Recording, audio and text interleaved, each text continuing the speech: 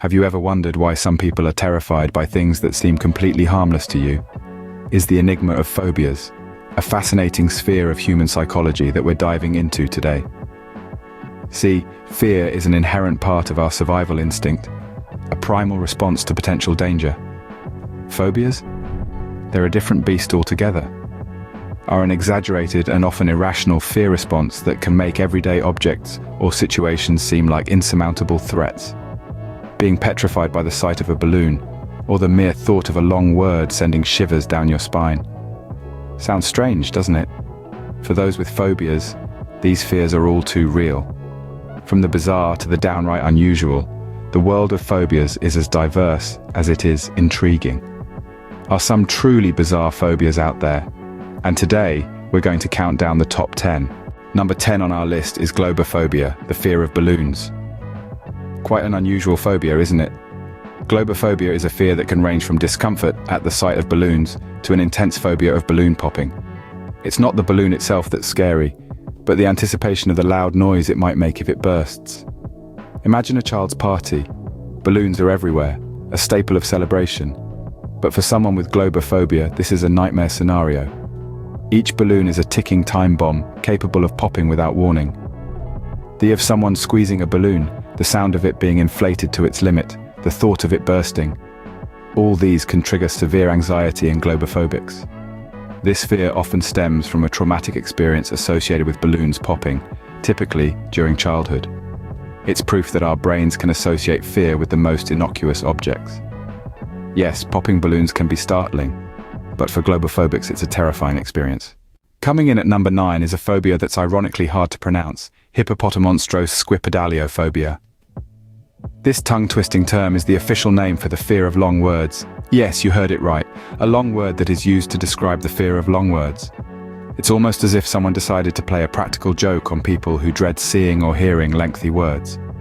The word itself is a whopping 15 syllables and 36 letters long, making it one of the longest words in the English language. It's a blend of several words, including hippopotamus, monstrous, and sesquipedalian, which itself means given to using long words. It's fascinating, and a little bit cheeky, that the name for this particular fear is likely to trigger the very anxiety it describes.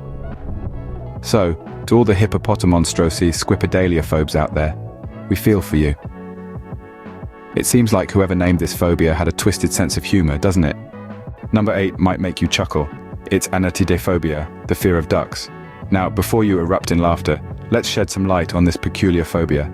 Arachibutyrophobia isn't just about a shiver-down-the-spine kind of fear when you see a duck. No, it's much more specific and, dare I say, a tad bit dramatic. It's the fear that somewhere in the world, a duck is watching you. Yep, you heard it right. It's the haunting notion that a duck, with its beady eyes and quacking bill, is observing you. It doesn't matter where you are or what you're doing, the duck is always watching. The mallard in the pond, the duckling in the children's book, the rubber ducky in the bathtub, they could all potentially be the stuff of nightmares for someone with Arachibutyrophobia. Next time you feed the ducks at the park, think about how terrifying that would be for someone with Arachibutyrophobia. Number 7 is dipnophobia, the fear of dinner conversations. Now, imagine this.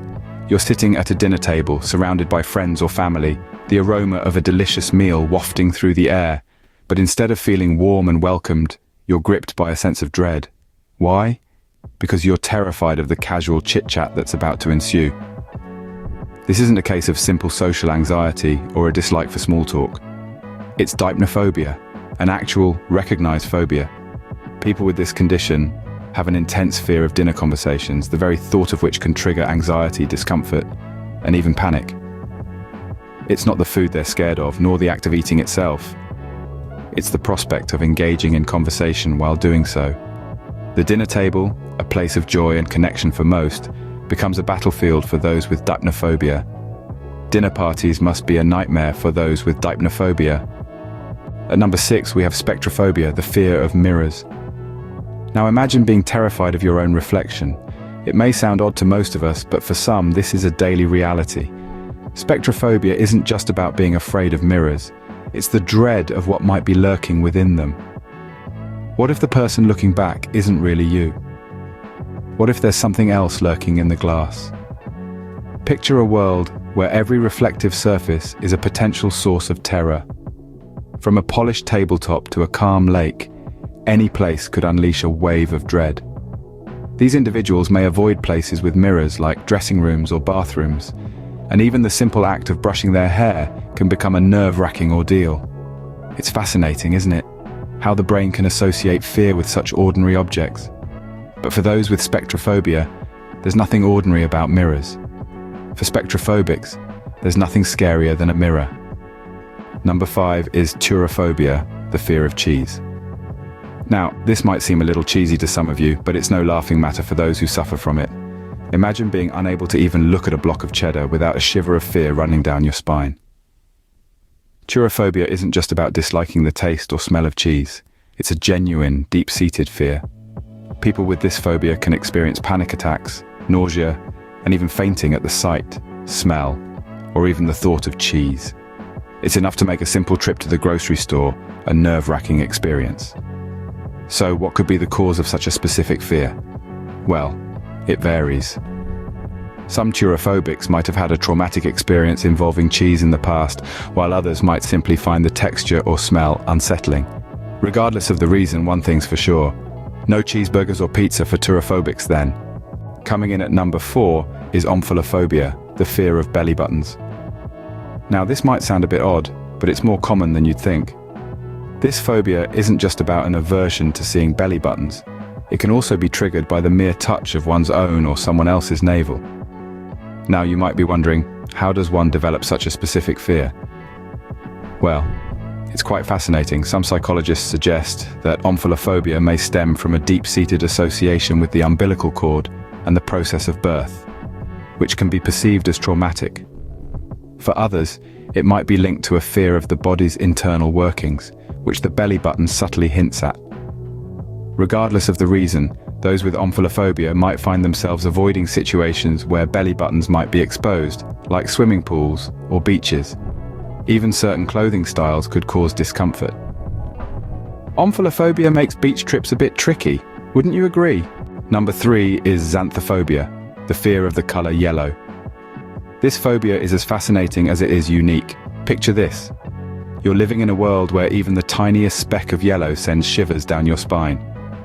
Yes, that's the reality for someone with xanthophobia. It's not just about yellow objects, oh no. It includes anything that's yellow, from the bright morning sun to the yolk of an egg, from a simple yellow marker to the stripes of a bustling city crosswalk.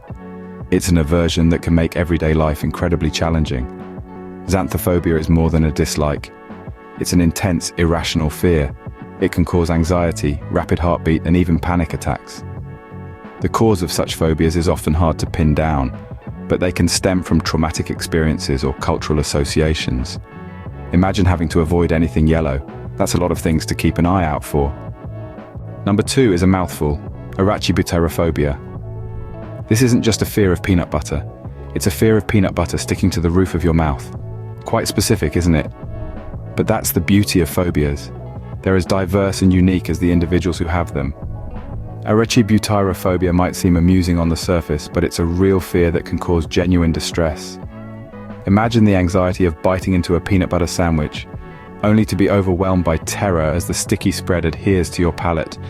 It's not the taste or texture of peanut butter that's the issue. It's the fear of it becoming a clingy, inescapable presence in your mouth. This fear might be rooted in a fear of choking or a fear of sticky substances in general. But whatever the cause, it can make enjoying a simple peanut butter sandwich an ordeal.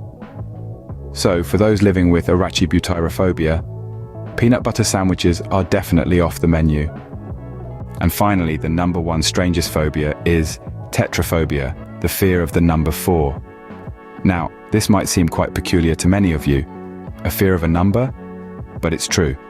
Tetraphobia is a real fear, particularly prevalent in East Asian cultures. The number 4 in Chinese, si, pronounced si, sounds very similar to the word for death, si, pronounced si.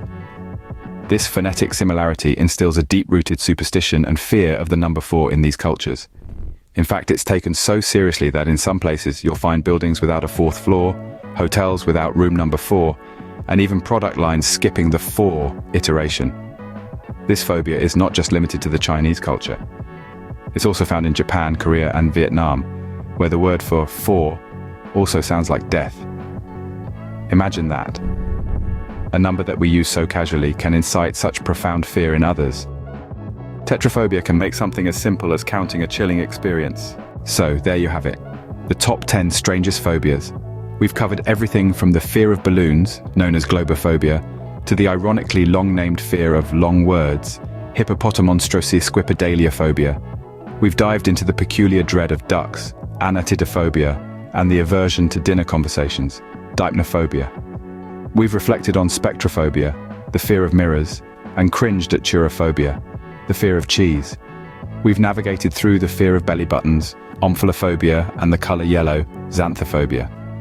We've even discussed the oddly specific Arachibutyrophobia, the fear of peanut butter sticking to the roof of the mouth, and tetraphobia, the fear of the number 4. Phobias are a fascinating aspect of human psychology, and as we've seen, they can be as varied as they are bizarre. Thanks for joining us on this exploration of the human mind's stranger fears. Until next time, stay curious,